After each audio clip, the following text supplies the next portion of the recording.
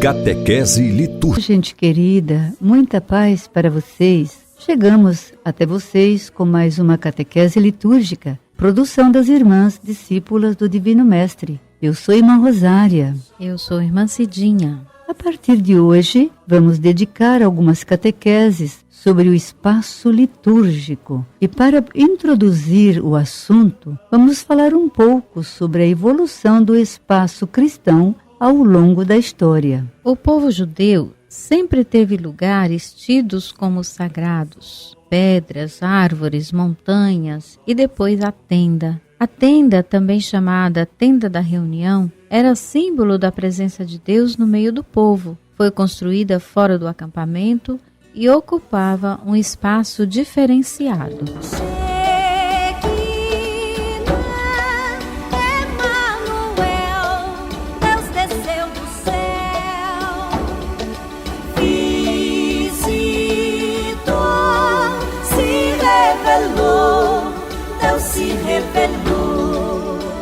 A tenda não abrigava nada além da Arca da Aliança. Era o lugar onde Moisés falava face a face com Deus. O conceito da presença de Deus no meio do povo sempre esteve presente na história de Israel. Os judeus, quando estabelecidos na terra, não mais como itinerantes, sentem a necessidade de estabelecer também um lugar para Deus. O símbolo máximo da presença de Deus se estabelece em Jerusalém com a construção de um templo. O templo é considerado casa de Deus e também um símbolo de unificação das tribos de Israel, um monumento nacional. No templo eram guardadas as tábuas da lei, ficavam no Santo dos Santos, numa arca ou espécie de tabernáculo, de madeira dentro de uma sala escura e inacessível ao povo. Esta sala era feita de tábuas revestidas com ouro. Somente os que pertenciam à classe sacerdotal podiam entrar nesse lugar chamado Santo dos Santos ou Santuário para a oferta do incenso.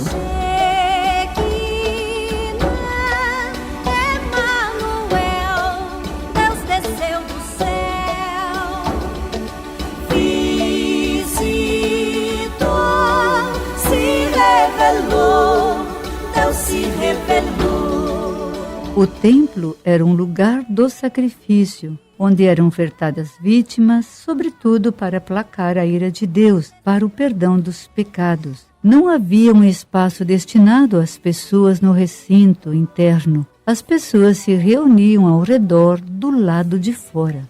No espaço maior, dentro do templo, ficavam os altares da propiciação, onde eram imolados e sacrificados os animais ou onde se depositavam outras oferendas, frutos da terra, pães, etc.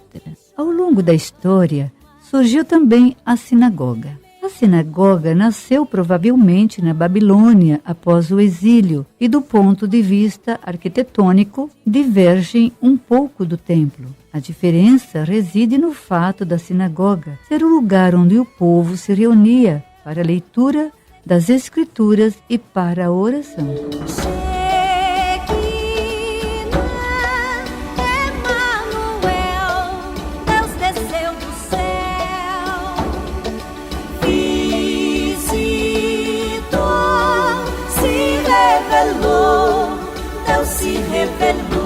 Segundo o relato do evangelista Lucas, Jesus inaugura seu ministério na sinagoga de Nazaré. Ouçamos o que diz o capítulo 4, versículo 16 de Lucas. E segundo o seu costume, Jesus entrou em dia de sábado na sinagoga e levantou-se para fazer a leitura. A sinagoga é um espaço amplo e tem no centro o local da palavra, o bema, onde ficavam os leitores, cantores, o rabino responsável pela explicação e a interpretação da palavra. Sentava-se numa cadeira chamada de Cátedra de Moisés. Além deste lugar da palavra, havia um altar ocultado por uma cortina, onde ficava uma réplica da Arca da Aliança. As sinagogas eram voltadas para Jerusalém, local sagrado por excelência, onde estava a Arca verdadeira. O espaço sinagogal vai influenciar mais tarde a organização dos espaços cristãos, as basílicas.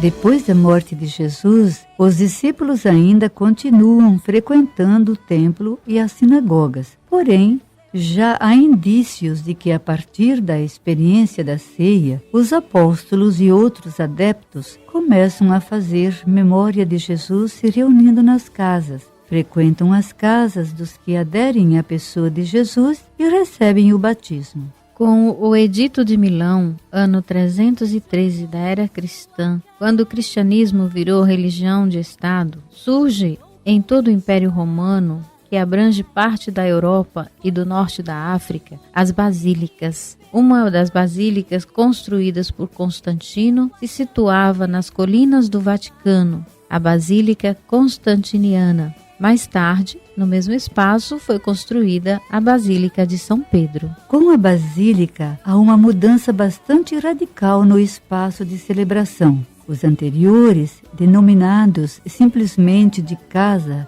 eram locais para abrigar a igreja. A igreja era as pessoas e o edifício, uma casa para servir a comunidade dos cristãos. Depois o termo igreja passou a denominar o edifício e não mais a comunidade. Mesmo com a perda do sentido da comunidade igreja, os espaços foram construídos a partir do modelo da Basílica Civil Romana. São salas maiores, mais parecidas e arrumadas com os espaços das sinagogas.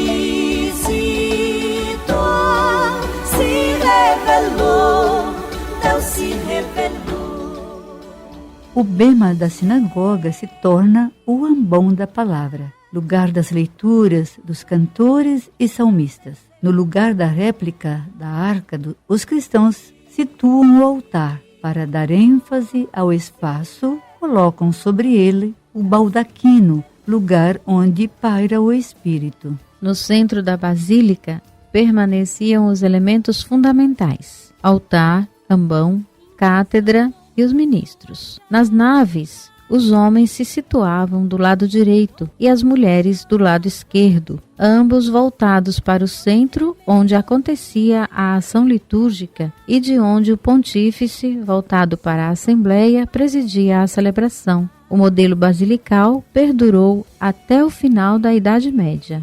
Sabemos que ao longo da história aconteceram mudanças, desvios de eixo e até deturpações referentes à construção e organização do espaço litúrgico.